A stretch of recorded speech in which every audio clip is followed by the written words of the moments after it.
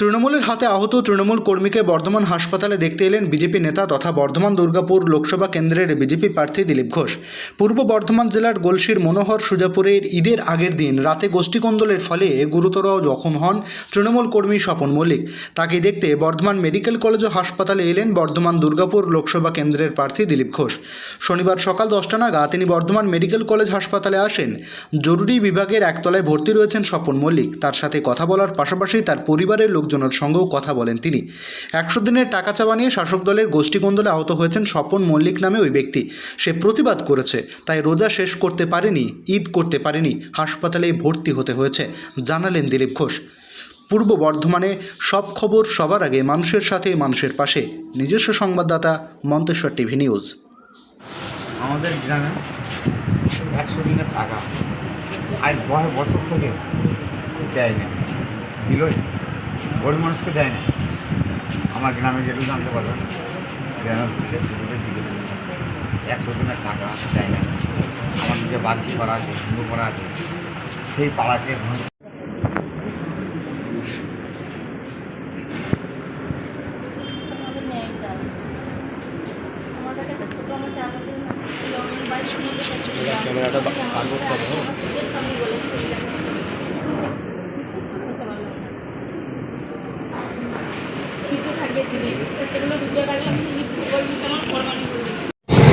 পশ্চিমবাংলায় কী ধরনের রাজনৈতিক হিংসা হচ্ছে তার একটা উদাহরণ আমরা দেখলাম। স্বপন মণ্ডল বলেটি স্বপন মল্লিক মুসলিম ছেলে, সে রোজার সময়ই ঈদের আগের দিন তাকে নৃশংসভাবে খুন করার চেষ্টা হয়েছিল। সে তার স্ত্রী বাইকে যাচ্ছিল, রাস্তায় আটকে তাকে রীতিমতো কোপানো হয়। ওটা গায়ে দেখলেন ব্যান্ডেজ আছে, পায়ের আঙ্গুল হাতের আঙ্গুল কেটে গেছে, ওটা গায়ে স্টিচ হয়েছে, গলাটা কাটতে গেছিলো, পারেনি। এই যে নৃশংস রাজনীতি, নৃশংস হিংসা, তার প্রতিবাদ আমরা বারবার করে এসেছি। তার জীবন্ত প্রমাণ হচ্ছে স্বপন। ভগবানের ইচ্ছে বেঁচে গেছে, বেচারা রোজা শেষ করতে পারেনি, ঈদ করতে পারেনি, হসপিটালে ভর্তি হতে। আমি দেখতে এসেছিলাম, ওর গ্রামের লোকেরা ভর্তি করেছে, ওর বউ এখানে আছে চিন্তায়। অঞ্চলের নেতারা এসেছিল, খুবই গরিব, ঘর সংসার চলা মুশকিল এখন। তো আজকে আমরা সাধারণ গরিব মানুষের অত্যাচারিত, আমরাও অত্যাচারিত, আমাদের কর্মীরাও, তার সঙ্গে থাকছি। সে বেচারাকে দেখে গেলাম, আমরা তার সঙ্গে থাকবো বলেছি, তাই তার সেরে উঠে এই প্রার্থনা করব।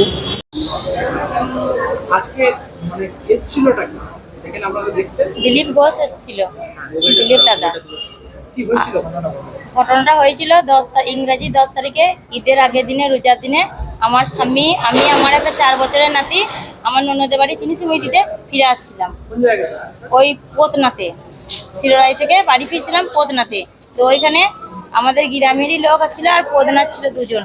ওরা মোটর সাইকেলে এসে, আমরা বাইকে আসছিলাম, মাথায় বেরিয়ে ফেলে আমার গলায় ছুরি লেগে আমার স্বামীকে ছুরি দিয়ে, টাঙ্গি দিয়ে, তরোয়াল দিয়ে, তারপর কাটারি দিয়ে ওই জায়গায় একবারে মাটার করে ফেলে দেওয়া হোক, দিয়ে ওকে আমার চোখের সামনে আমার গলায় ছুরি লেগে বলছে, তুমি যদি কিছু বলবে তাহলে তোমার গলা কেটে দেবো। ওইটা আমাদেরই গ্রামের লোক, পার্থ আর ওই MLA এর লোক আর কি। ওরা ওই গোষ্ঠীতন্ত্র তৃণমূলী করে। হ্যাঁ, আমার স্বামী ওই জাকিরের সঙ্গে পার্টি করে, জাকিরের দল, তৃণমূল দল, জাকির হোসেন। অপরাধ বলতে আমাদের গ্রামের 100 দিনের টাকা আর জরিমানার, হিন্দুদের লোকদের জরিমানা, ঘর ভাঙা টাকা 30 লক্ষ টাকা আমাদের গ্রামের লোকের কাছে আছে।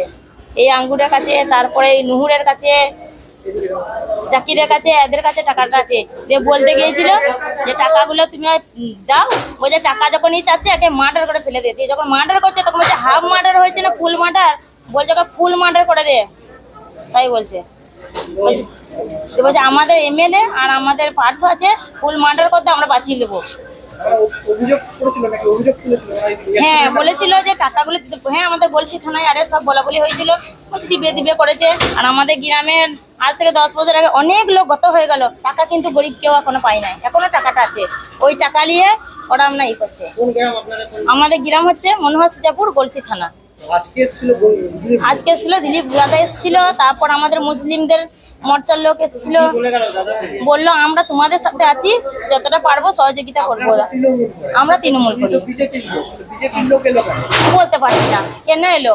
আমরা হঠাৎ এসে বলছে যে তোমাদের সাথে আছি আমি, আমরা কোনো পার্টির তরফ থেকে আসি নাই, আমরা গরিব মানুষদের এরকম হচ্ছে দুর্ঘটনা।